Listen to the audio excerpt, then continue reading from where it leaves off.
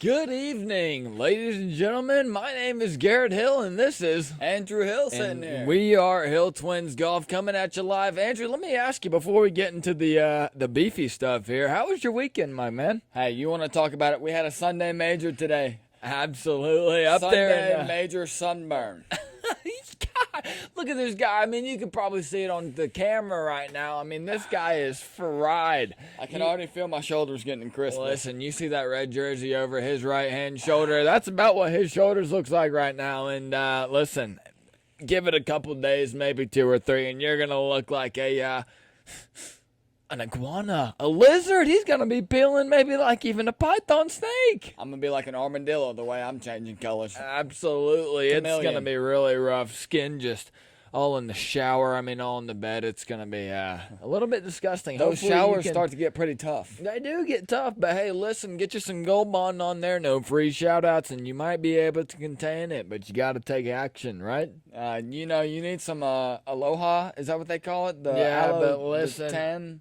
Hey, listen, some people are actually allergic to aloe, and it's not the best. I can't imagine being allergic to aloe. I'm not giving a shout-out to myself. No. Some people I know, though, happen to be allergic to aloe, and that must stink for them, right? Can't be the best of feelings. No. You know what? You go out onto the beach, and you come home for the day, and you're getting ready for dinner, and you start to realize how sunburnt you actually are, and all you want to do is put aloe on you. And you know what? You can't. And that's because you're allergic to it. And that really stinks because aloe is the, again, no free shout-outs. That's the leading provider in sunburn rehabilitation, I guess you might want to say. Absolutely. Tanning lotion is what you're looking for. It sure is. Well, listen, man. I mean, we had an incredible golf tournament up there in Rochester, New York, just outside of Buffalo. Shout out to my Nope, I'm not going to do that again. But listen, I will give a shout out to Bill's Mafia because, listen, Josh Allen, he made an appearance. So they were all out there, full force. They were all out there. Did you see Stefan out there? I did. You think that guy has a good swing? Let me ask the fans. Okay, the patrons, okay? You guys think Stephon Diggs has a good swing? What do you think, my man? He just needs one appointment with Mr. Tiger Woods. He sure does. I haven't seen his swing before, but quite frankly, I can imagine it's probably not the best of swings. Well, he does spend a lot of his time catching balls. He sure does, and that's... Pause, but that's got him there, eh? But no, that's why he's one of the leading wide receivers in the NFL. But hey, look, we're not an NFL season. Let's get back to the major championship up there in Oak Hill Country Club in Rochester, New York. Story of the day, Mr. Michael Block. But no, hey, let's give our props to the winner here, okay? How about old Brooksy, okay? Listen, this guy came out and he performed. What'd you think about him, Andrew? Brooks Koepka looked like he was in full control this weekend. He shot a 72 to open up on Thursday. Did you know he that? sure did. I know. I Listen, I know. Listen, I kind of was a little bit worried about him. I didn't think he was. He shot the round where, he's still in the tournament. Okay, but you don't know how he's actually going to bounce back from a round like that. And how did he bounce back? On Thursday, tons of golf to be played. Absolutely, tons and tons and tons of golf to be played, and he took advantage of it, didn't he? He sure did. And, when people were struggling on Saturday with that weather, a.k.a. Mr. Scotty Scheffler. Let me tell you, it was terrible. You, kid, but you were looking like Sam Darnold seeing ghosts out there. You sure were, but quite frankly, you weren't the only one, okay? Everybody was struggling out there, but you know what? The thing about Brooks Koepka is, he just came out there and he just didn't let it affect him. He really didn't. No, he didn't. He had some good shots, but quite frankly, not to say quite frankly too many times, but listen, this guy was sharp on the putting green on Saturday, okay? I saw highlights of this guy hitting, 25-footers, and then I saw a highlight of him hitting a 40-footer, and it was incredible. That guy was just consistent. His Scotty Cameron, custom tour piece. Not tour, buddy. You're on the live, whether or not you actually want to be. But your putter was hot, man. Your putter was really hot on Saturday, and it took you a long way, and it gave you a nice advantage above the field going into Sunday, right? One thing I did notice that was pretty interesting, the way that he lined up his putts. Whenever he set his ball back down, in front of the coin, ball marker. He was lining the golf ball up on the right side of his putter face, but on his backstroke, Came through the middle. you could see that it was coming down through the middle. Yeah, and it almost makes you want to try it out on the putting green. It sure does. It makes you actually rethink how you putt, doesn't it? After seeing that sort of performance, yeah. All you got to do is just lift weights every single day and get about to where you can bench press. What I think I heard him like 325. I think he was pushing it pretty easily too. That's incredible. 325. That is heavy. Almost makes you wonder if the bulk's getting in the way of his golf swing. You know what? Because sometimes the guy's sitting on the putting green and he's got his putter in his hand. You know, his nice little putter, and it actually looks like his muscles are getting in the way of his stroke. But it, doesn't matter when he's sinking 40-footers like he did this weekend. It was actually incredible to watch. It really was. It really was a sight to see. Listen, I'll tell you what was a little bit harder to see, man, and a guy that personally Andrew and I have been rooting for a decent amount of time. Our guy Victor Hovland, through the weather yesterday, he really kind of fought through it. He had a lot of incredible shots. Okay, I mean, this guy was throwing darts with his irons. He was. He really was. He put himself in a great position, like on the green. I think it was the back nine. He starts out with a par, and then he goes birdie, and then I think he had another birdie after that. But the problem is for the next 3 holes, he had birdie putts. He had 3 birdie putts from within 12 feet. And he screamed every single one of them right past the hole. Okay, and I was actually on a long drive home from a graduation, and I was watching it. It was pouring down rain on me as well. Didn't make for the most fun drive. I mean, I know him personally. I don't like to drive in the rain. I know you don't either. We experienced the same thing last weekend, unfortunately. We sure did, and I know you've had your fair share of experiences with a car in the rain. We don't have to get into our We race. don't, and we are not going to. But listen, I'll tell you right now, this guy's got a clean record. This guy, not so much. But listen, Victor Hovland, he played really well in the rain yesterday. But the problem was on the back nine, he just didn't really make his birdie putts. He had a lot of birdie putts. He ended up walking away from the hole with par. He could have been up 2 strokes today going into Sunday. And that would have been good for a guy like that who's never won a major before. Hey, let's change the subject to some good here. I'll tell you one thing good about Victor Hovland's performance this weekend in this major. He is walking away with $1.5 million. Absolutely, he is. And, if I can remember right, and I know I am, but he walked away with a nice little chunk of change over there in Augusta, didn't he? He's making a lot of money this year. He sure has, but the problem is he hasn't won, and that's really sad for the guy. It does hurt whenever you double bogey 16 in a Sunday. It sure does. It never helps. It really never helps. The problem is I don't know if you guys were extremely tuned in at the round yesterday, but you get Corey Connors over there on 16 looking at a shot exactly like Victor Hovland looked at today on Sunday. The problem was Corey Connors hit that thing, and it went directly into the actual rim of the bunker, and that rough over there in Rochester at Oak Hill, it's not forgiving. And so that ball just shot directly into the rough. It didn't move.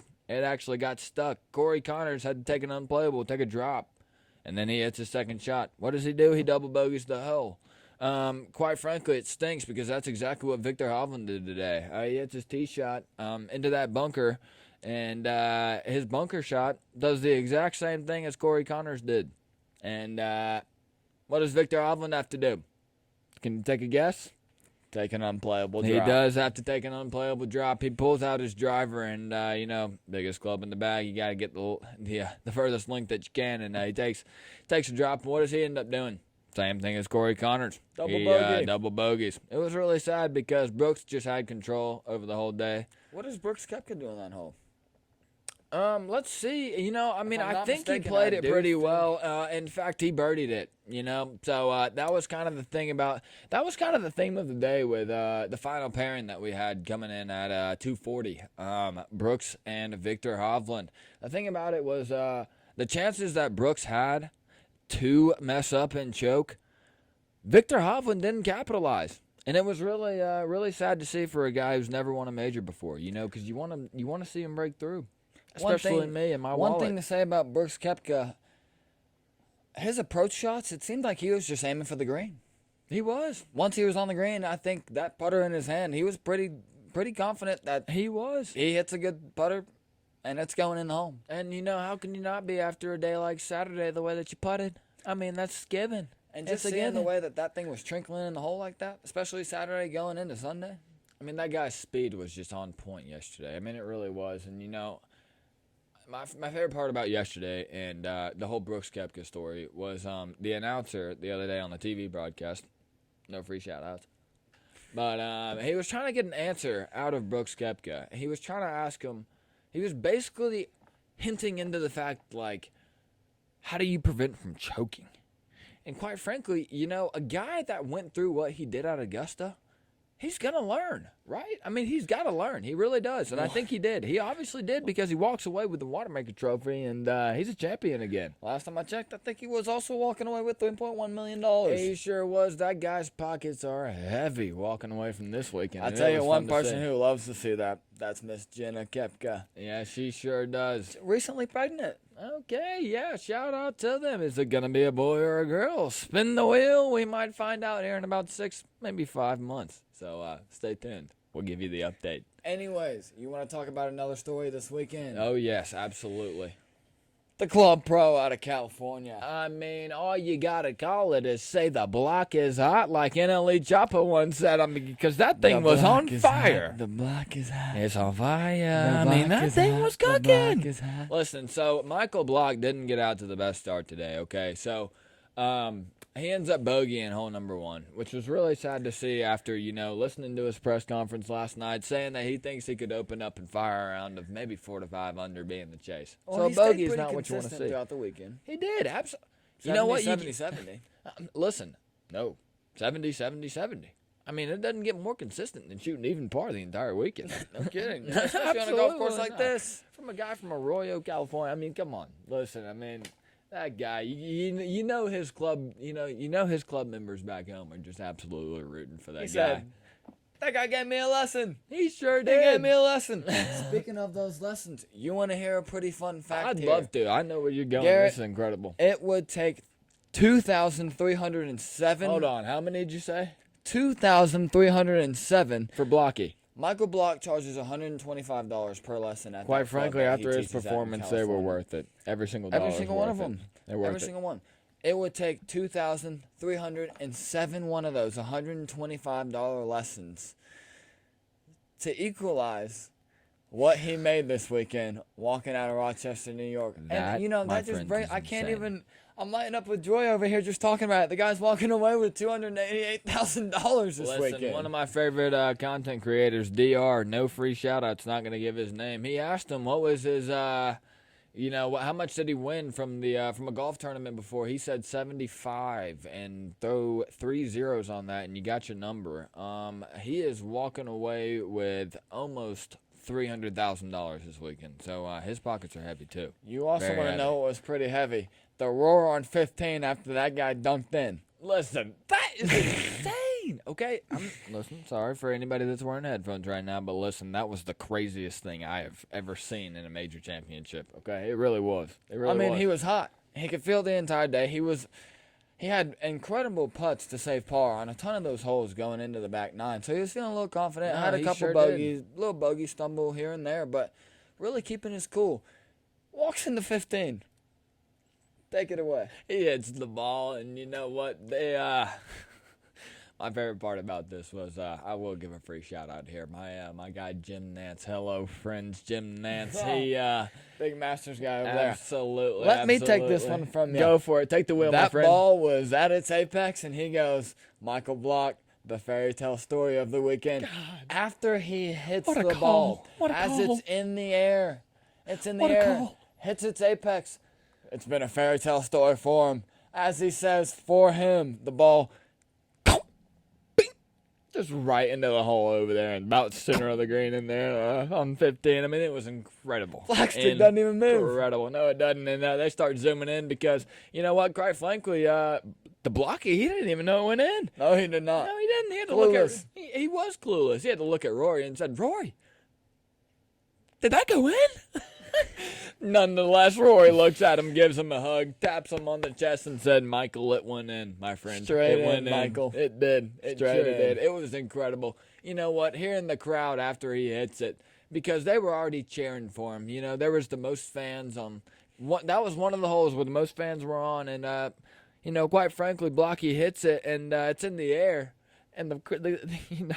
Right about when Jim Nance said the fairy tale of the week. The word fairy tale. Yeah, the crowd starts cheering. They didn't hear Jim Nance, but they knew that this ball was good. They knew it was good. And it just flies into the hole. Straight in. Hits the back of the cup, and it just falls. It didn't even have a thought of coming out because, quite frankly, God had his hand on that ball. I will say one thing did. funny about that. God did have his hand on that ball. He It's sure like did. He just had it in the air. It was like a little yo-yo. He was just slinging that thing back up, and it happened to fall into the hole for the guy. It was really incredible. awesome. One thing funny about that hole is I think Rory got a little bit of an adrenaline pump there because sure he did. ended up bogeying the hole. Yeah, on par three. kind of. I know if it's me, and I'm at my local muni, and a guy in front of me is on a par 3. Never happened before. I'm excited for when it does. But a guy in front of me hits a hole in one. I'm teeing off right after him. I'll be honest with you. There's going to be a lot of thoughts rolling through my head. How am I supposed to back that up? Quite frankly, you can't. You cannot. It's one of those, you just got to aim for the green. Yeah, you sure do. Just get it up there. You got to hope for the best. You know, you're hoping for a 6-foot at the best again. Maybe for a 12-foot putt, but again, it's... After seeing a hole in one, you're shooting for par. Yeah, you sure are. You know, you sure are. But hey, listen, you know, how did you think, what about the guys that really made some moves today, okay? Our guy, Scotty Scheffler, you know, I think he shot 4 over yesterday, is that right? Was it 4? It was 4. It was 4. Bad. It was 4. He did not shoot He looked the like best. Justin Thomas on the putting green with his hat backwards. Listen, for the people that did not catch the broadcast in the golf tournament, this guy skips a ball over Alice Creek, and he barely gets lucky, and he's safe. It was wild. Saved his second place finish there. It sure did, and that was just the story of his week, and it was, you know, a little bit sad to see overall. But listen, he made some noise today. He sure did. What did he shoot today? Let's see. He ended up shooting at about... he shot a 65 today. 65. 65. Wow. That's 5 under. He had to gain a little bit of ground. He sure did. Excuse me. You want to talk about a guy that comes in roaring on Sunday, okay?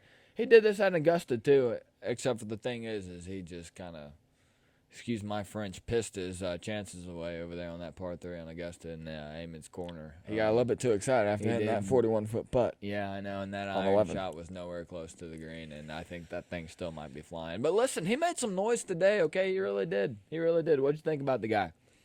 He had to feel pretty confident shooting 5 under. That's incredible. His flat stick was feeling hot all day, and, you know, one thing about Scotty Scheffler out of the tee box is when he is playing good golf out of the tee box, you can see his footwork. He's just stiff. He's stiff and perfect every single swing when he's hitting his best. So listen to this. Out of the tee box, Scotty Scheffler on the weekend was averaging 320 yards per drive.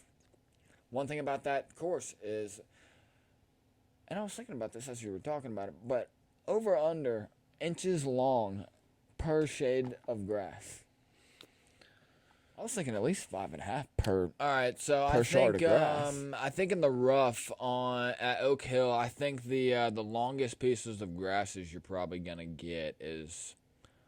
Listen, I think you might be flirting with like 7 to 8 inches. Like, I think that's probably going to be your longest in the rough. But I think on average, you're probably looking at about 4 inches, 5 inches of rough, and that's the crazy thing about it is they keep it incredibly even the entire time. They sure do. It is very pristine, very pristine golf course management over there in Rochester. Yeah, New York. quite. Listen, they've got the right cutter on their mower to keep that thing just nice and steady for the entire weekend. It was nice to see. One guy who did have a pretty good weekend out of the tee box was Bryson DeChambeau, averaging 340 yards per drive. He did, but you can't forget about that shot that he had where he hit Kenny Pigman. That was pretty unfortunate for the fella. But besides that, he shot pretty well out of the tee box. He really did. He looked good. In my opinion, I think that kicked off his weekend. I think it did too. But it at the same time also ended Kenny Pigman's weekend, and that was, it is what it is. He was also a fellow PGA tour pro, so he was your local club pro. He may be in the hospital for a concussion test. Yeah, he might be, and he's also looking at Blockie, wishing that he could be him right now. Who's not? I am. I mean, I'll be honest with you. I wish I was Blockie this weekend. Exactly. That's what I'm saying. Yeah, I mean, he's just your local guy, and I heard a quote from him this weekend, and he said that he doesn't even hit a basket of balls, like one basket of balls on the week. I mean, the guy's got to walk out. Probably has a range session. Oh, every one of other my favorite quotes from Blockie this weekend was him saying that he uses the same putter, exact same setup, grip and everything from 20 years ago. The guy said he's 46 years old. The guy started using that putter at 26, and he hadn't changed a single thing about it. No wonder it was so hot this weekend. Last time crazy. I checked, we're nearing a quarter of a century on usage of that putter. We sure are. Hey, listen, let me tell you who else's putter looked pretty good today, and that's Cameron Smith, okay? That guy shot kind of lights out today. He really did. Absolutely. He had a great round. And, the broadcast shows him on one. I think he had a par save on one. I could be wrong about that, but his next about 4 holes, I think he birdied him. I mean, his flat stick was just hot. Kind of gave you really shades of his performance at the Open. Absolutely, St. Andrews. Yeah, absolutely. It was definitely shades of that. It's just kind of a shame that he couldn't uphold that for the first 3 days. But look, it's one he of had those a good day. things where you see it and he's locked in, and it kind of just gives you flashbacks. And unfortunately, we saw what came after that. But yeah, man, he just. I guess he finishes tied for 9th, but he kind of needs to shave his face a little bit. Yeah, I know. He really does. Hey, listen, sorry about that, guys. My laptop notifications weren't turned off, but hey, listen, we're going to keep rolling through it. We sure are. Listen, you want to talk about a guy that had a day. That's Cam Davis. He had quite the round 4, didn't he? He did not start this tournament very well. No, he really didn't. Not at all. Yeah, he started out pretty slow. Talk about a guy that has had an up and down weekend. Yeah. He sure did. Not too bad. He goes 71, 70, 71, and then just out of the woodwork shoots a 75. I mean, listen, the guy had four birdies on the day. He had 1 bogey, and you know what? The best part about it was he had an eagle on 14. He had a great drive and put himself in great position, and then just decided that he was just going to hit the ball in. He was just going to drop it in the hole. Talk about a guy that also made himself a lot of money this weekend. Yeah, he sure did. He placed pretty high. I mean, what was he walking away with? About $720,000. And you know what? That's the highest he's ever placed in a major. He's actually his highest finish besides that was tied for 39th. So you gotta tip your hat to a guy that finishes tied 4th after his best finish was tied for 39th. So I would say that's pretty props good. to Cam Davis. Another man who had a good day today. Who's that? Mr. Quadzilla. He sure did. I mean, great day. Come on, he sure did. Great day. He also goes 5 under on the day. Absolutely, it was incredible. Keep rolling, sir. Let's hear it. Let's hear your thoughts. 5 under on the day. Opens up with a birdie. Par, birdie.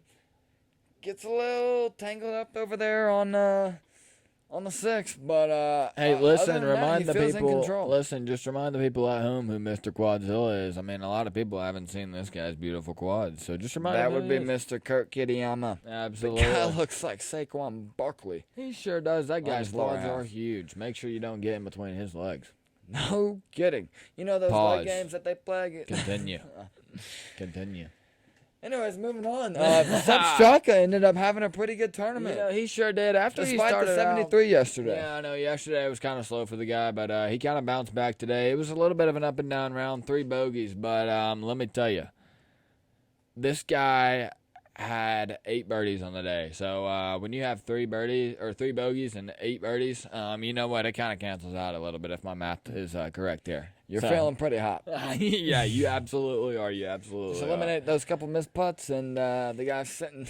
I mean, tied absolutely. second. Listen, his back 9 started off with, a birdie, and then he went 2 pars, and then just decided he was just going to go lights out for the next 3 holes, and just went birdie, birdie, birdie. And unfortunately, it was a little bit too little, too late, is what they say, isn't it? Took the words right out of my mouth, Mr. Hill. I did, absolutely.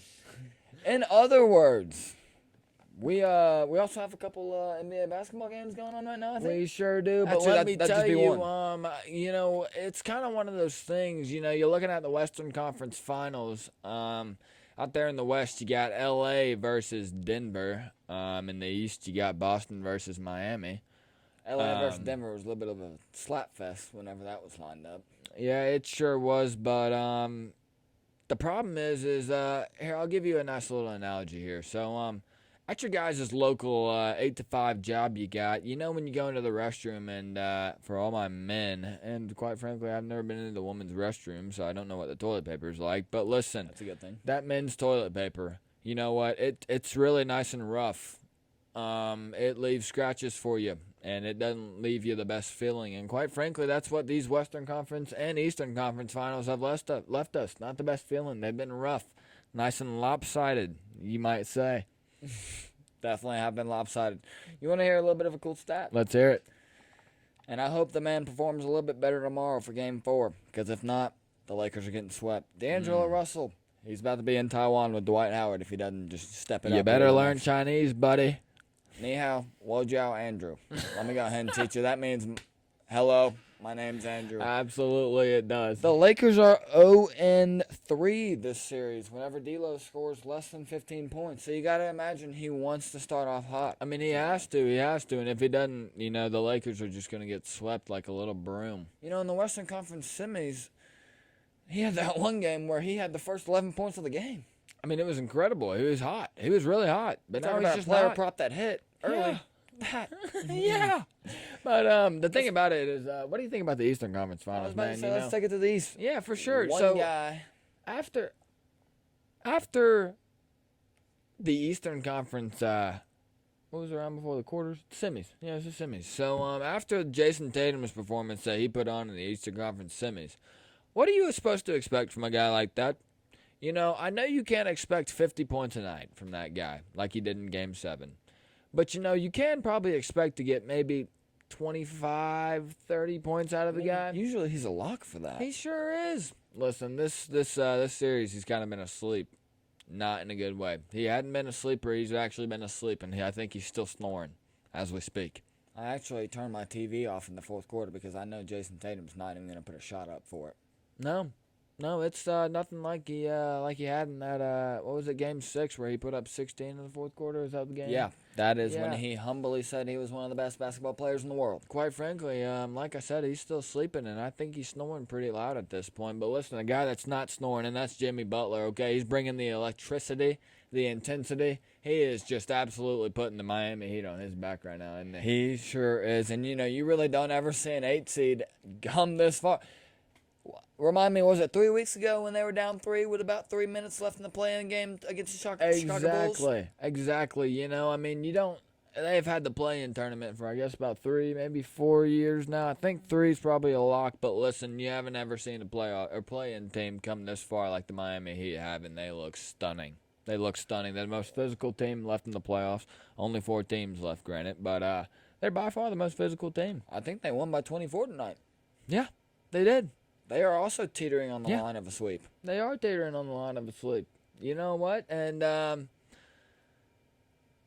mean, we're just at a crossroads here for the Western Conference Finals. So, quite frankly, Denver and Miami, I hope you guys bring your popcorn because I don't want to sit here for a sweep. I'd like to see a Game 7. That'd be pretty cool. Like if they're saving all the buzzer beater games, all the close games for the finals, let me tell you, I'm here for it. You know what? I kind of am too, man. But you know what? At the end of the day, we had some great sports on this weekend. Hey, you want to know who also played in the Western Conference Finals today? I think you're about to bring up the Vegas Knights versus the Dallas Stars. Am I correct? That's true. Vegas goes do. up 2-0 tonight. They sure do. How about that? Vegas is a just about brand new team in the NHL, and hadn't been around for long. They are on the cusp of going to the Stanley Cup final. Yeah, they sure are. And talk about a big trophy like the Wanamaker. No kidding. I mean, that's Stanley the biggest. Cup versus Wanamaker. Listen, I think I'm going with the Wanamaker because, quite frankly, I'm just more of a golf nerd. But you can't drink out of Wanamaker last time I checked.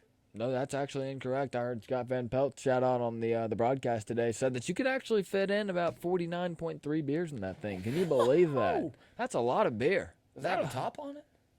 Yeah, it does. Unfortunately, it doesn't have like a nice little sip in, but I wonder if Brooksy will give us a little example of all those beers and that. I sure hope he does. He's quite the players champion, and I'd like to see him pour a lot of beer in there. I'm not gonna get political, but I'm a Coors Light guy, so we'll leave it at that.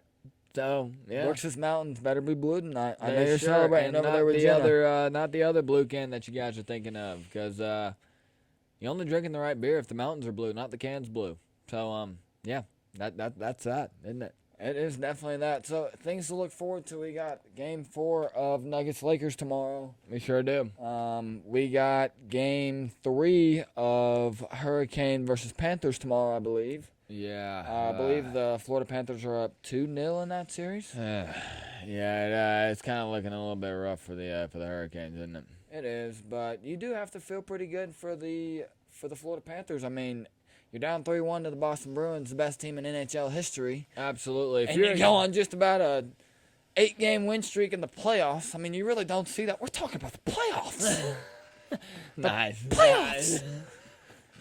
There the Panthers go streaking again. Listen, if you're a guy like Brooks Koepka, tying it back to the PGA Championship, which is what we're here for. We are Hill Twins Golf. But listen, Brooks Koepka is a huge Panthers fan, okay? My favorite part was when the broadcaster asked him what he was going to do last night and going into Sunday. And Brooks Koepka looked at the broadcaster. He said, I'm going to watch the Peas.